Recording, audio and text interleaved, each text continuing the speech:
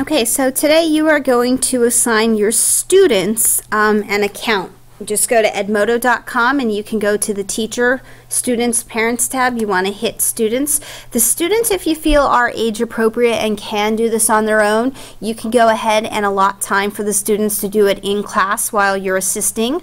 If you feel, though, that your students really are not at that age, I would highly suggest that you go ahead and you fill in the usernames and passwords. Again, I like to be consistent with the usernames and passwords that I supply my students. So if I'm using like the letter of their first initial followed by their full last name, I'm going to do that for all students.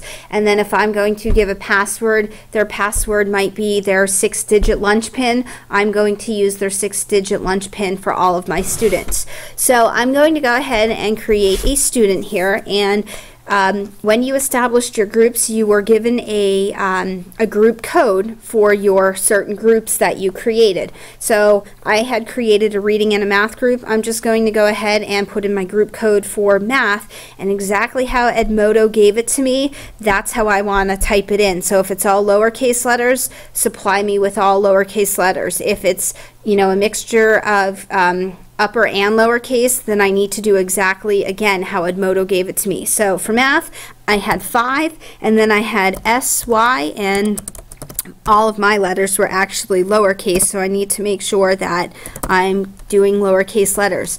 I get a check mark here, so that lets me know that I indeed did type in a correct code. First name, let's go ahead and say that I have a student, Denver, and his last name is Kale. I'm making up a name here. I don't want to use real students' names. So D-E-N-V-E-R,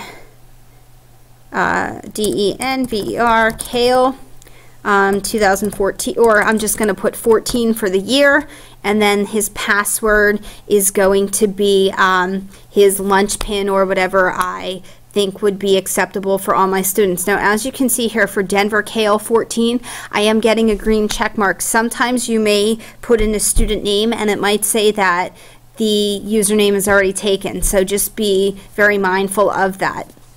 Password, we'll go ahead and do a 6-digit lunch pin, and I'll go 987654. And checking, loading.